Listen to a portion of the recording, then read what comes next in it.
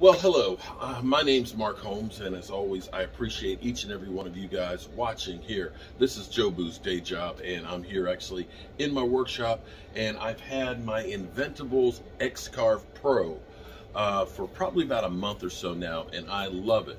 Now, the thing that's kind of funny about watching videos and seeing CNC machines are, you see them, and it's like, oh my God, I see all these incredible things that people are making with these things that, I just get one of those and boom, I can open up, set up shop and just start carving and making incredible stuff.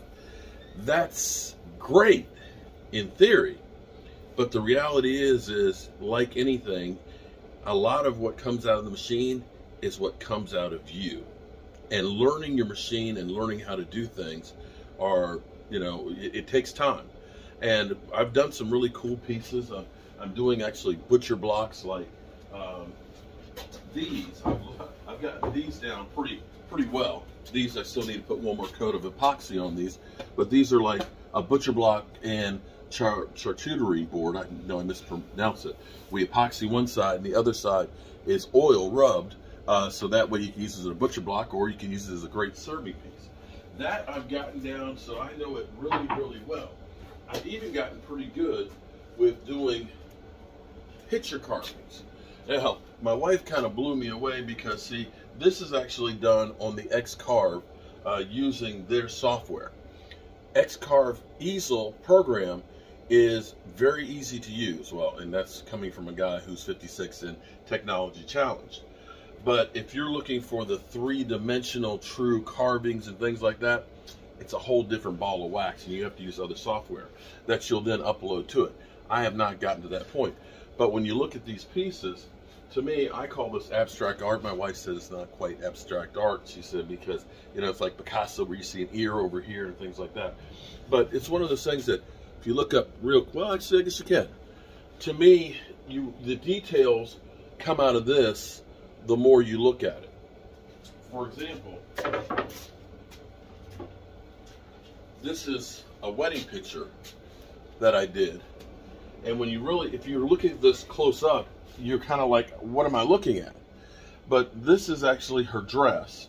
You'll see him, of course, in his suit. But then you'll start seeing later on that this is the back of a chair. And this is another lady that's there. So to me, it's kind of like, I don't know, can you see it? I guess you can. But the more you look at it, the more you kind of pick out that that's a person that's further behind, that's another face there, this is another face, and so on. So it's different each time you do it. Now, I'm learning. With easel, when you take a picture, they have a shadow and basically a depth slide on it. I've gone to actually some SVG converter sites where they'll have inverted and they'll basically have about 8 different ways that you can do pictures. And it will be totally different. So here's what I learned yesterday. This, to me, again, is another kind of abstract piece. I don't know if you can see this or not very well, but what it is it's a lady in a bathtub. This is a book, and that's the lady that's sitting in here. These are the windows that are actually outside. The bathtub, of course, comes around. Here's, of course, the controls for the bathtub and things. So it's kind of abstract because this is basically like the negative of it. So I want to try and do it a little differently. I'm trying actually a different invert. So instead of it being, let's get you guys here a little closer, maybe you can see this. Instead of it being where we've dug out all of this, it's going to be the opposite of this. And we're going to see what effect that actually has to our piece. So we're going to see how it looks. Because ultimately, the machine is only going to do what you tell it to do. So let's go through and we're going to do it and we're going to see how it works out. So I've already got my piece of wood that's in here, and now it's a matter of just setting up the machine and turning it on. I already know that it's 0.74 inches. I have it clamped down, so now it's all about setting up the machine to carve. Okay, let me turn it off. It doesn't see the machine. Turn her back on here.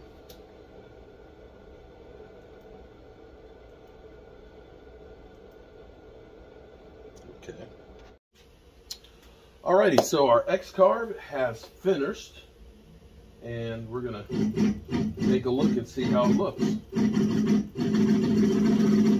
You know, one thing that I'm glad that I did. I am so glad that I went ahead and I got the full-size unit. One thing I've learned over the years is you're better off getting something that's maybe stronger than what you need. It may cost you more in the beginning, but it will make up for it in the end. The X-Carve Pro, and this is the 2x4 unit. I have yet to use the whole 2x4 space. I'm still learning how to use the unit. But here's the thing for me, and for my bang for the buck, is this is a lot faster than what the just X-Carve would do, which is more for, say, a hobbyist. The motor, being that it's actually an air-cooled unit in here, is made to go continuously. Some of these carves that I do, sometimes they may take several hours to do, and I've gotten to the point where I take one thing off and then I'm loading up another one, and I have yet to even really start advertising this as a business, but yet I've got more people who want to get what we're using. And once I really learn how to use this and start advertising, then it's going to be, oh my goodness, it is going to be incredible. So I don't know how well you can see this. I'm going to go through and paint it, and then we'll sand it out. But I can see so much more detail up here on the window curtain. I can see the silhouette more of her in the bathtub and so on. But again, you don't really see all that detail until I actually bring it back to life. And the reverse, this is actually kind of the reverse of it.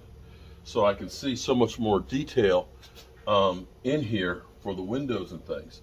So I'm going to go ahead and paint this, and then we'll sand it out and see how it looks. But back to the Inventables.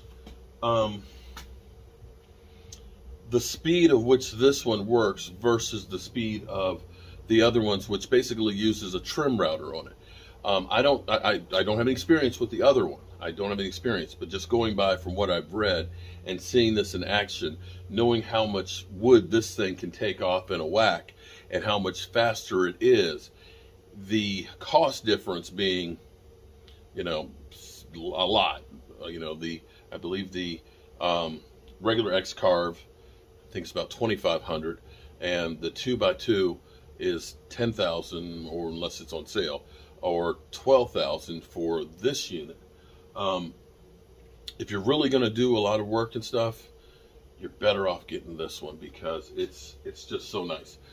It was a burden for me to have to figure out how to fit it into my workshop, but after going through and basically creating a whole work center here in the middle, I feel like I have more space to work with in the shop. And being able to just turn this on and let it go, and then being able to do other projects at the same time, it's actually doubling the production that I can do actually in my workshop. And the thing that I'm still really amazed of is, guys, how much dust do you see? I didn't even blow this off. Look, there's no dust even with this piece of wood that has been made up. It's done. And so being able to keep the workshop pretty much, you know, clear, it allows me to be able to paint some of the Joe Bardys and things like that and continue doing other things. So even while I've been working on this stuff, I went upstairs, had a meeting with my wife and partner about how we're doing the advertising for this. I've gone through where I've got more of these butcher blocks where I buy a big butcher block countertop, and I ripped it down 16 inches, and I still have like 8 inches left over, so I laminate those together to maximize the wood, so I have blanks to keep cutting out.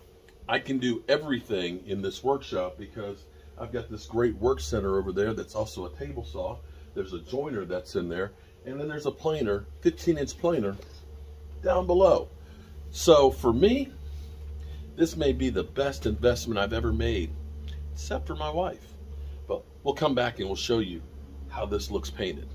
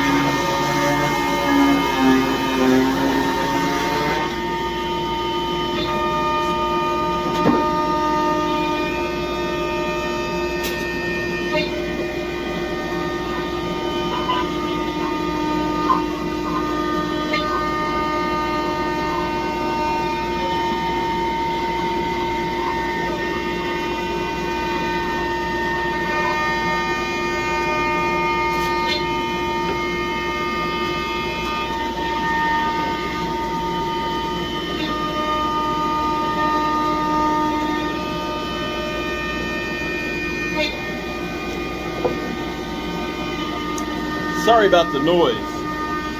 My X-Carver, from the time I get in here, all day long gets going. It's cutting out another butcher block while I'm working on some other stuff. So you're going to get a totally different look, as opposed to this being the negative and this, of course, being the positive. You got a lot more detail up in here on the window where the glass is, and definitely you can see the outline of her in the book better, and so on. So it's just a matter of, what do you prefer?